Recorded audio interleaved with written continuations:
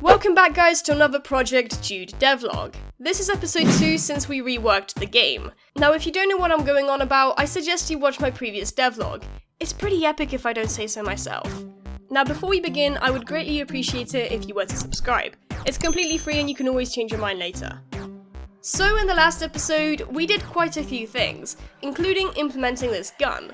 And that's cool, but I want more weapons. So this week I started by opening Blender and making a sword. This is just a temporary model for now, which is why it looks bad. I then added it into Unity and set up some animations, and gave it some materials. Now it's not looking so plain and bland.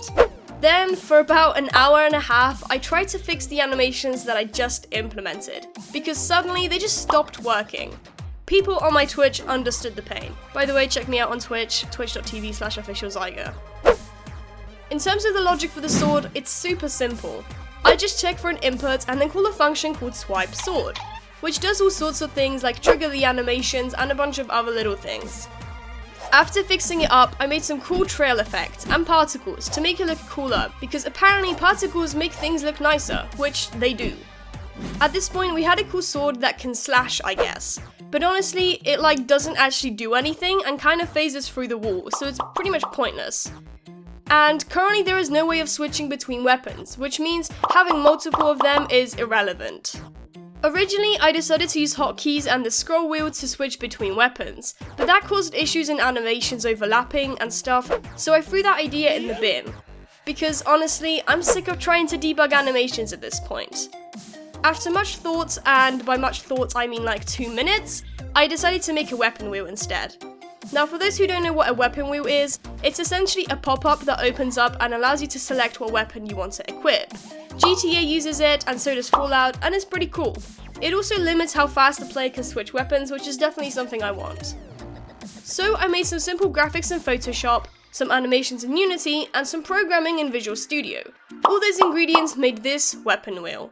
I can press tab to toggle it, and press tab again to close it, so it's essentially just a toggleable weapon wheel. Then I can select whatever weapon I want. So selecting the sword will bring out the sword, selecting the gun will bring up the gun, and selecting the hands will not bring out the hands. Why, you may ask? Well, I realized that the hands kinda got in the way a lot and I didn't really like the way they looked, so I made them invisible when you're not holding anything. Don't worry though, they do become visible when you do hold a weapon so it doesn't look weird. I then decided to go off track ever so slightly and implement a dash. For those who never watched my previous devlogs, I used to have a dash, and it was actually really fun to play with. So I wanted to implement that again. This time it would be done slightly different. Because I'm using a character controller, I can't just add force in a direction, because it's not a rigid body. Instead, I find the facing direction of the player and move him forwards from his relative position. I did have to tweak with the timing though to make him not look like he's teleporting, which would be bad to have in a game. So the mechanic is there, but it doesn't look good. So to try and hide the dash as much as possible, I created some particles and a new post-processing volume that will slowly increase in weight as you dash. AKA slowly turn off and on when you're dashing and you're not dashing. And there we go! We now have a not so bad dash. There is a cooldown on it, but for the purposes of this video, I actually turned it off. Personally, I think it looks alright and it's actually fun to use, which is the most important part. Oh, I forgot to mention that depending on what weapon you have selected, a little icon will appear in the corner with the name of the weapon, just in case you don't know what you currently have equipped. And for those wanting to make a similar thing, I'm just activating the object depending on what I have selected. Okay, so we have weapons, right? But there's nothing to use them on. Typically, a game would have enemies to make it more interesting and give weapons a purpose, so it's now time to implement some enemies in here too. In my previous episodes, I was using Invector and their AI system, which I'm not gonna lie, was not what I wanted, and no offense to Invector, it just wasn't great. I did try to tweak it and use my own logic, but it's really hard to modify Invector products, which is why I decided to make the AI from scratch. I began by opening Blender and making a simple model. I just downloaded a character model from the internet and created my own head and chest and combined the two. The model will change, but I did not want to spend hours trying to make a perfect one, considering I'm still not sure what I want the main soldier robot enemy to look like. That was a mouthful. I rigged it up, which I now know how to do pretty easily, and imported it into Unity. Okay, so we have a robot in Unity, but now I guess we need to bring it to life. Now, I personally never really worked with AI.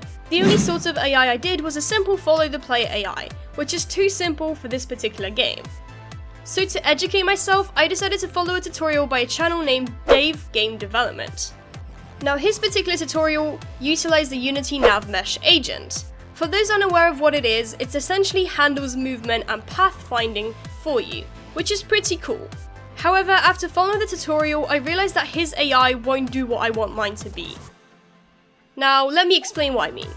I want my AI to have some physics, and use animations to make it not look like a ragdoll. Essentially, I don't want it to be static. Physics will make it look alive. Now, the thing is, physics are great because you can also use them as a great way to show impact, which really makes the game look and feel better. Now, the unfortunate thing is you can't really use physics with the Unity Nav Mesh. There is a few workarounds that I tried, but it still didn't produce what I wanted it to. However, I managed to find a way to work around this issue. After looking at some forums, which honestly there was only a few useful ones, and some help from my friend, we found a method of using the Unity Nav Mesh pathing with physics. I'm going to explain this method now, but if you want to skip this, then go to this time point. Okay, so essentially we will use the Nav Mesh to calculate the pathing. This will give us an array of vector frees. We then want to use physics to move the AI to the first point in this array. After the AI moves, we want to frequently calculate the path again, as the player position may change, resulting in a new point that the AI has to go towards. We need to keep track of those previous points and the point that is currently moving to, and move the AI accordingly. Now, I'm going to be honest, the general idea of this isn't too complicated, but when I tried to implement it, there was multiple weird issues that I had to try and solve.